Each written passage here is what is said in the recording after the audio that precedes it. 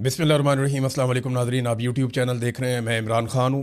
ईरानी supreme leader ayatollah ख़ामनेई की शहादत कैसे हुई, पहले इसके बारे में बात करेंगे। फिर पाकिस्तान में उसके बाद क्या रद्द-ए-अमल आ रहा है और अब ईरान को मुस्तकबिल में किन चैलेंजेस का सामना करना पड़ेगा, दुनिया किस तरफ जा रही है और हालात इस वक्त हर तरफ किस तरह के हैं।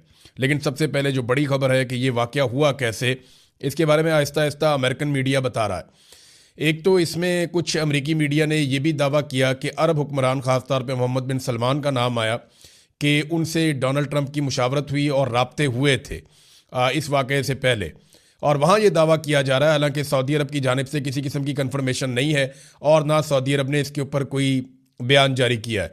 तो वो इंतज़ार करना पड़ेगा। लेकिन वो अरब हुक्मरानों को भी इसके अंदर लपेट रहे हैं कि जनाब आयतुल्ला ख़ामनेई की शहादत और ईरान के ऊपर अटैक में अरब हुक्मरानों की मर्जी शामिल थी। जबकि कुछ अर्सा पहले हमने ये खबर भी दी थी और सऊदी अरब में और अरब ममालिक के जो अखबार हैं उनके अंदर ये छपा भी था कि सऊदी अरब ने अमेरिका को ईरान पर हमले के लिए अपनी एयर स्पेस देने से मना किया था। बहरहाल ये जो खबर आई है, न्यूयॉर्क टाइम ने ये इंकशाफ किया है कि आयतुल्ला ख़ामनेई को कैसे शहीद किया गया। न्यूयॉर्क टाइम्स के मुताबिक CIA कई महीने से आयतुल्ला ख़ामनेई की जासूसी कर रही थी। CIA को ये इंटेलिजेंस मिल चुकी थी कि हफ्ते की सुबह आयतुल्ला ख़ामनेई आला ईरानी ओहदेदारान के साथ एक अहम मीटिंग करने जा रहे हैं।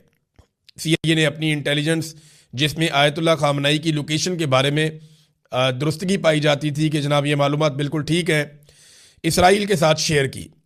पहले इसराइल और अमेरिका का इरादा था कि रात के वक्त हमला किया जाए, लेकिन हफ्ते की सुबह मीटिंग की इतला मिलने पर दोनों ने दिन के वक्त हमले का वक्त एडजस्ट कर लिया। ईरान भी सुबह के वक्त हमले का सोच नहीं रहा था।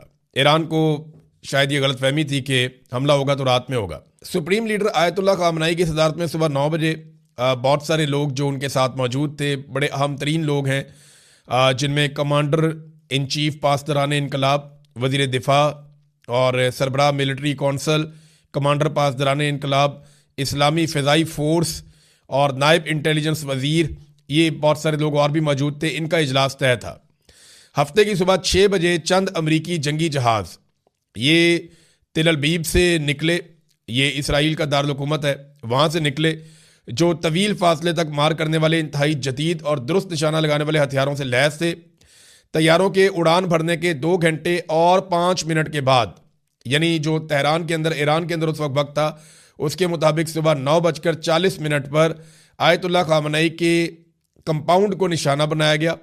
हमले के वक्त ईरानी कौमी सलामती के आला हुकाम कंपाउंड की एक इमारत में मौजूद थे, जबकि सुप्रीम लीडर ख़ामनेई साथ ही जो दूसरी इमारत है उसके अंदर मौजूद थे। हमले में आयतुल्ला ख़ामनेई मौके पर शहीद हो गए। वहाँ मौजूद ईरानी दिफाई निज़ाम के ओहदेदारान, वो भी बहुत सारे थे, वो भी शहीद हो गए। अमेरिका ने ख़ामनेई के साथ साथ दीगर ईरानी मिलिट्री कमांडर्स और ओहदेदारान की लोकेशंस भी हासिल की हमले के लिए और वहाँ पे भी हमले किए, लेकिन उनमें से बहुत सारे बच गए। खौफनाक बात यह है कि CIA को इसी सोर्स ने आयतुल्ला ख़ामनेई की लोकेशन बताई है, जिसकी रैकी पर जून में ईरानी शख्सियात को निशाना बनाया गया था। यानी 2025 के जून में जब ईरान की अहम तरीन शख्सियात को निशाना बनाया गया, आपको याद है कि तब कुछ एटॉमिक साइंटिस्ट और बाकी जो इनके मिसाइल्स बनाने वाले साइंटिस्ट हैं उनको निशाना बनाया गया था आज से 6 माह पहले। तो वही जो इंटेलिजेंस सोर्स है उसने ही यहाँ पे दोबारा से ये काम किया है। तो ईरान की एक बहुत बड़ी इंटेलिजेंस की नाकामी है। ईरान की इंटेलिजेंस को इस बात का आइडिया होना चाहिए था कि आयतुल्ला ख़ामनेई को इस वक्त इतना वुल्नरेबल नहीं रखना, और उनको ये भी अंदाज़ा होना चाहिए था कि अमेरिका और इसराइल इस लेवल तक भी जा सकते हैं। क्योंकि देखें, सरबराह मुमलिकत को नॉर्मली इस तरह अटैक नहीं किया जाता, लेकिन थोड़े दिन पहले वेनेज़ुएला के सदर को अमेरिका उठाकर ले गया, तो अब आप क्या तवक्को कर सकते हैं। बहरहाल ये ईरान की इंटेलिजेंस का फेलियर है और CIA जो अमेरिका की टॉप इंटेलिजेंस एजेंसी है, उसने ये मालूमात गैदर की हैं अमरीकी अखबारात के मुताबिक, और उसमें उनका साथ दिया इसराइल ने, और इन्होंने ये एक बड़ा टारगेट अचीव किया ईरान के अंदर, जो वो बड़े अरसे से करना चाह रहे थे। ईरान के लिए एक बहुत बड़ा धचका है। ईरान के लिए नहीं बल्कि पूरे मुसलमान मुल्कों के लिए धचका है। दुनिया में बहुत सारी जगहों पे आयतुल्ला ख़ामनेई की बड़ी कदर भी है। ख़ास तौर पे आयतुल्ला ख़ामनेई एक बड़े सख्त गिर इंसान थे कुछ मामलात को लेकर, ख़ास तौर पे फ़लस्तीनियों के लिए इन्होंने बड़ी आवाज़ उठाई, हमेशा अमली जिद्दोजहद भी की है और अपने मौक़िफ़ से पीछे नहीं हटे। अब रद्द-ए-अमल आ रहा है, मुसलमान मुल्कों में आ रहा है। ईरान के अंदर बहुत बड़ा रद्द-ए-अमल आया, बहुत बड़े पैमाने पर अवाम निकल कर सड़कों पर आ गए। अब अगर आप देखें तो ये बहुत बड़े बड़े हुजूम हैं जो आयतुल्लाह ख़ामनई की हमायत में ईरान में निकले हैं। यानी एक भी मुखालिफ हजूम इतना बड़ा नहीं निकला, इससे पहले हमने देखा भी नहीं। लेकिन आयतुल्लाह ख़ामनई जो हैं उनकी शहादत के बाद बहुत बड़ी तादाद में ईरानी इकट्ठे हुए हैं और इससे जो हमदर्दी है मौजूदा रजीम की ईरान के अंदर, उसमें इजाफा हुआ है। अब नए सुप्रीम लीडर मुकर्रर किया गया है एक और शख्सियत को, इनका नाम है आयतुल्लाह अली रज़ा अराफ़ी। ये 67 साल इनकी उम्र है और ये आयतुल्लाह ख़ामनई जो शहीद हो चुके हैं उनके बहुत करीबी साथियों में से एक हैं। और अब 3 मेन लोग हैं। अच्छा, ये अबूरी तौर पे है, ये कंफर्मेशन नहीं है, अबूरी तौर पे ये नए सुप्रीम लीडर रहेंगे आयतुल्लाह अली रज़ा अराफ़ी। और 3 लोग इस वक्त मुल्क के अहम तरीन फैसले करेंगे, एक चीफ जस्टिस, एक सदर और एक आयतुल्लाह अली रज़ा अराफ़ी जो सुप्रीम लीडर हैं। और इन्हें अबूरी मुद्दत के लिए वहाँ पे सुप्रीम लीडर का ओहदा दिया गया ईरान में और ये फैसला हो चुका है। अब बहुत बड़े बड़े चैलेंजेस हैं ईरान में, लेकिन पहले पाकिस्तान में आ जाते हैं।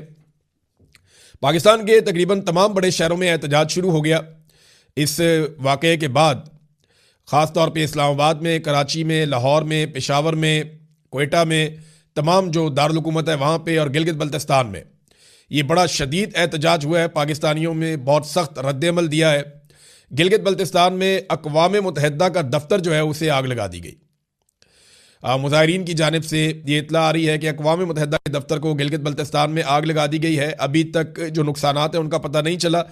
ये ज़रूर हुआ कि वहाँ पे सिक्योरिटी फोर्सेस की फायरिंग से अब तक की इत्तला के मुताबिक 7 से 8 अफराद के शहीद होने की इत्तला मिल रही है कि 7 से 8 अफराद जो मुज़ाहिरीन वहाँ पे थे उन पे गोली चलाई है सिक्योरिटी फोर्सेस ने, बहुत सारे ज़ख्मी हो गए हैं और 7-8 लोग जो हैं वो जाँ बहक हो गए हैं। ये वाक़या हुआ गिलगित बल्तिस्तान में। कराची में एक इंतहाई अफसोसनाक वाक़या हुआ, मुज़ाहिरीन एहतजाज कर रहे थे और ये मुज़ाहिरीन कराची कौंसलेट की तरफ गए और वहाँ पे फिर फायरिंग हुई है।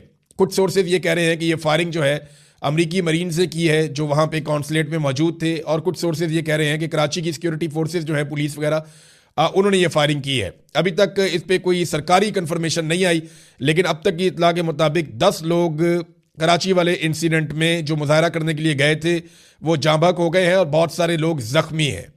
ये इत्तलात कराची से आई हैं। इस्लामाबाद में स्ट्रेट फायरिंग की गई है, शेलिंग की गई है मुजाहिरीन के ऊपर। मुजाहिरीन वहाँ पे एहतजाज कर रहे थे। मुजाहिरीन में और मोहसिन नकवी में तय पाया था कि एक लिमिट से आगे नहीं जाएंगे, लेकिन अमरीकी एम्बेसी के बाहर वो एहतजाज करना चाह रहे थे। वहाँ पे भी फायरिंग की रिपोर्ट हुई है और बहुत सारे लोग ज़ख्मी हुए हैं। अभी तक इस्लामाबाद से कन्फर्मेशन नहीं आ रही, लेकिन पाकिस्तान में अब तक की इत्तलात के मुताबिक 20 से ज़ायद अफराद जाँ बहक हो गए हैं, शहीद हो गए हैं और बहुत सारे लोग ज़ख्मी हो गए हैं इन मुजाहरों में। और हुकूमत रोकने की कोशिश कर रही है। बार बार ये पैगाम हुकूमती लोगों की जानिब से दिया जा रहा है कि आप पुरअमन रहें, एहतजाज करना आपका हक है। ये वाक़या बहुत अफसोसनाक है, लेकिन आप पुरअमन रहें। शहबाज शरीफ साहब ने इसके ऊपर एक स्टेटमेंट भी जारी किया है।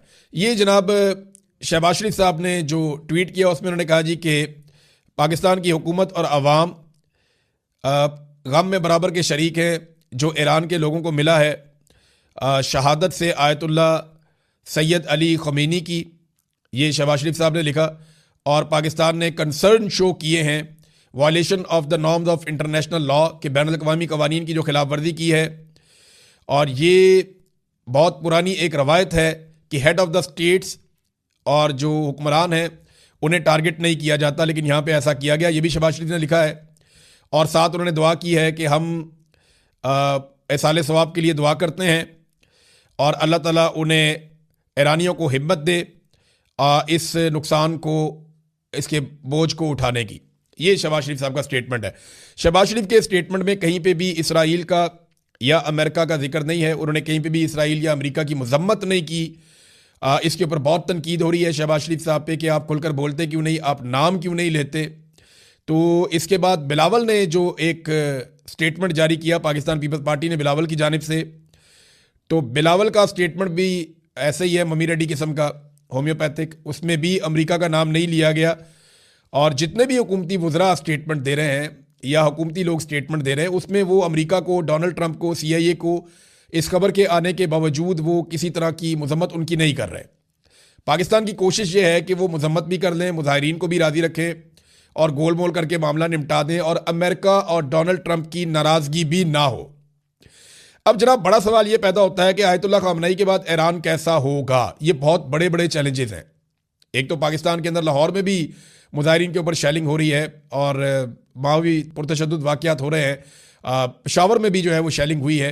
तफसीलात आएंगी, मैं आपके साथ शेयर करता रहूँगा। लेकिन अब बड़े चैलेंजेस ईरान के लिए क्या है और खामनई की शहादत के बाद ईरान किस तरह का होगा, ये है सबसे इंपॉर्टेंट सवाल। अमेरिका की कोशिश ये होगी कि जल्द अज जल्द वो अपने अहदाफ हासिल करे। जितना वक्त ईरान को मिलेगा उतना ईरान को संभलने का मौका मिल जाएगा और अमेरिका कोशिश करेगा कि रजीम तब्दील कर दिया जाए। लेकिन खामनई की शहादत के बाद जिस तरह लोग निकले हैं उससे दिखाई नहीं देता कि रज़ा पहलवी टाइप का कोई बंदा लाके इंस्टॉल किया जा सकता है। हाँ, जो मौजूदा रजीम है इस वक्त, इसको अभी तबाह करना ऐसा लगता है मुमकिन नहीं है। हाँ, अगर अमेरिका कुछ कर सकता है तो वो दबाव बढ़ा सकता है कि ईरान की रजीम को दबाव में लिया जाए और अहम तरीन मामलात पे ईरान को पीछे हटने पर मजबूर किया जाए। ईरान हिजबुल्लाह की, हमास की और हौसियों की हमायत करता चला आया है, उनकी सपोर्ट करता चला आया है, जिसकी वजह से अमेरिका को, इसराइल को और कुछ अरब ममालिक को ये प्रॉब्लम भी रहा है। अब ईरान को इन चीज़ों से पीछे कैसे हटाया जा सकता है? ईरान के लिए, ईरान के अंदर बड़े चैलेंजेस हैं। उनकी मईशत बहुत बुरी तरह धचका लगा उसे पिछले चंद महीनों में नहीं, अब चंद सालों में कह सकते हैं। लेकिन आयतुल्लाह खमीनी अपने मौक़िफ़ से पीछे नहीं हटे। उन्होंने काफ़ी हद तक ईरान को खुद मुख्तार किया। ईरान अपने बाजुओं पे भरोसा करता था दुनिया की बजाय। रशिया के साथ उनके अच्छे ताल्लुकात थे। पुतिन ने जो स्टेटमेंट दिया है वो ज़्यादा बेहतर स्टेटमेंट है पाकिस्तानी वज़ीर आज़म से। उन्होंने खुलकर अमेरिका और इसराइल की मजम्मत भी की है और इस वाक़े के ऊपर गम गुस्से का इजहार भी किया। अब नाज़रीन, अमेरिका जो है वो कोशिश करेगा कि ईरान को अपने मुताबिक चलाए और ईरान को बहुत सारे चैलेंजेस हैं। यानी इससे पहले किसी भी ईरानी हुक्मरान को इतने मुश्किल हालात में हुकूमत नहीं मिली जितने मुश्किल हालात में मौजूदा सुप्रीम लीडर आए हैं। ये उनका बहुत बड़ा इम्तिहान है कि वो किस तरह से अंदरूनी और बैरूनी खतरात से ईरान को निकालते हैं। देखिए, ईरान के अंदर भी उन्होंने अपने आप को मजबूत रखना है, अपनी कमांड एंड कंट्रोल रखना है और ईरान के अंदर लोगों को मुतमईन भी रखना है, ईरान की हिफाजत की जिम्मेदारी भी करनी है और दूसरा जो बैरूनी खतरात है उनसे भी निपटना है। ईरान लगातार जवाबी हमले कर रहा है, अभी भी ईरान लगातार जवाबी हमले कर रहा है और बहुत सारे अमरीकी तनसीबात को और इसराइल को वो निशाना बना रहा है। इसराइल का नुकसान बहुत थोड़ा हुआ है, इसराइल और अमेरिका दोनों का नुकसान थोड़ा हुआ है। उसकी वजह यह है कि इनका बंदोबस्त ईरान की निस्बत बेहतर है। ईरान क्योंकि एक बहुत बड़ा मुल्क है, वहाँ बेशुमार लोग हैं। जब आप अटैक करते हैं तो सिविलियंस की कैजुअलिटीज़ होती हैं। इसराइल पे जब अटैक किया जाता है तो इसराइल ज़ेरे ज़मीन बंकर्स में चले जाते हैं, वहाँ पे वो महफूज रहते हैं। उन्होंने पूरा बंदोबस्त किया हुआ है। तो अब तक की इतला के मुताबिक 6-7 इसराइलियों से ज़्यादा हलाकतें रिपोर्ट नहीं हुई और कोई 20 के करीब इसराइलियों का बताया जा रहा है कि वो ज़ख्मी हुए हैं। अमेरिकन का नुकसान रिपोर्ट नहीं हुआ, उनका दिफाई साजो सामान का नुकसान हो रहा है, इंफ्रास्ट्रक्चर का नुकसान हो रहा है। लेकिन अमरीकी फौजी कितने मारे गए हैं इस बारे में हमारे पास कंफर्म इतलात नहीं है और ईरानी मिसाइल अमेरिका तक पहुंच नहीं सकते, वो बहुत दूर है। ईरान को अरब ममालिक के साथ भी कोई हल निकालना पड़ेगा और अगर उनकी सरजमीन से ईरान के ऊपर अटैक होता है तो ईरान किस तरीके से इस सारी सूरत हाल को मैनेज करता है। मैं आपको इसकी मिसाल ये देता हूँ कि पाकिस्तान के ऊपर पाकिस्तान की हुकूमत कहती है कि भारत हमला करता है अफगान सरजमीन से फितनतुल खवारिज को इस्तेमाल करते हुए और फिर उसके बाद पाकिस्तान इसी बुनियाद पर अफगानिस्तान के ऊपर एयर स्ट्राइक्स करता है।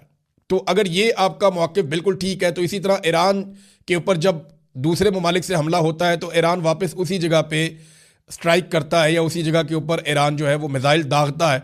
तो अगर पाकिस्तान का ये मौक़िफ़ ठीक है तो फिर ईरान का भी ये मौक़िफ़ ठीक है।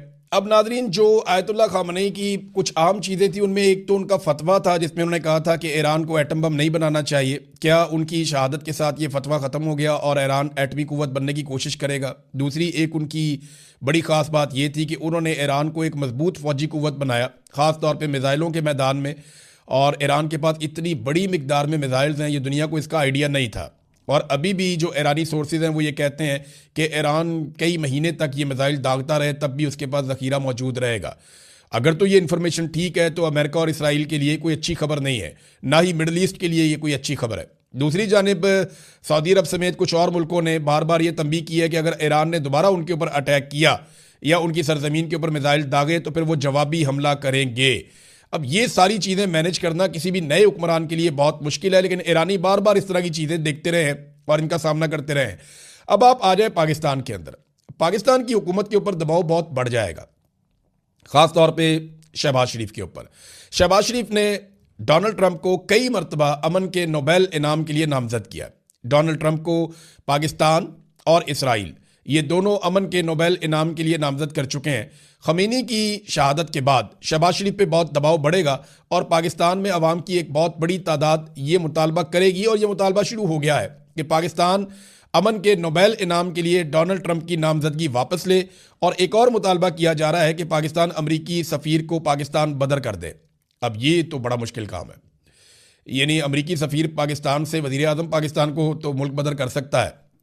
कई दफ़ा कई पाकिस्तानी वज़ीर आज़म मुल्क से निकाले गए और अमरीकी सफ़ीर फिर भी पाकिस्तान में रहे, तो अमरीकी सफ़ीर को पाकिस्तान बदर कैसे किया जाए, ये तो तकरीबन नामुमकिन वाली चीज़ लगती है। अमरीकी जो एम्बेसी है उसका भी एक स्टेटमेंट आया पाकिस्तान में, और वो ये कह रहे हैं कि हम सारी सिचुएशन को मॉनिटर कर रहे हैं, हम सूरत हाल को देख रहे हैं, जहाँ जहाँ हमारी कॉन्सुलेट्स हैं उनके पास क्या हो रहा है। और दूसरा मैं आपको ये बता देता हूँ कि अमरीकी हुकाम की जानिब से पाकिस्तानी हुकूमत पर यह दबाव डाला गया कि हमारा किसी किस्म का नुकसान नहीं होना चाहिए। ये जो मुजाहिरीन हमारी कॉन्सुलेट की जानिब आ रहे हैं या हमारे दफातर की जानिब आ रहे हैं, इन्हें दूर धकेला जाए, इनको यहाँ से हटाया जाए। और उसके बाद फिर आपने देखा कि पाकिस्तान की सरकार ने बड़ी ज़ोरदार तरीके से कार्रवाई की है, क्योंकि अमेरिकन का हुक्म आ जाए तो फिर ये देखते भी नहीं है। आपने देखा कुछ अर्सा पहले जो तहरीक लबैक के साथ हुआ, उनके बहुत सारे लोग कत्ल कर दिए गए मुरीदके में, एक कत्लेआम हुआ वहाँ पे, वो लीडरशिप ही आज तक नहीं मिलती, तो वो भी अमेरिका की एम्बेसी की तरफ ही जा रहे थे। और आज भी जो लोग उस तरफ जिन्होंने मुंह किया उन्हें गोलियां मार दी गई, और कुछ जलाओ घिराव हुआ है, कुछ तोड़ फोड़ हुई है कुछ जगहों पे, और उसके नतीजे में फिर सिक्योरिटी फोर्सेस ने जो किया, और कुछ इतलात के मुताबिक अमरीकी मरीन्स जो मौजूद हैं कराची में, ये अभी कंफर्मेशन नहीं है इसकी, लेकिन ये दावा किया जा रहा है कि अंदर से फायरिंग हुई है और उसके नतीजे में मुजाहिरीन जाँ बहक हुए हैं। तो पाकिस्तानी हुकूमत वही करती है जो अमेरिका से उन्हें हुक्म आ जाता है, और पाकिस्तानी कितने भी मारे जाएं, कितने भी पाकिस्तानियों का कितना भी नुकसान हो जाए, इससे कोई फ़र्क नहीं पड़ता।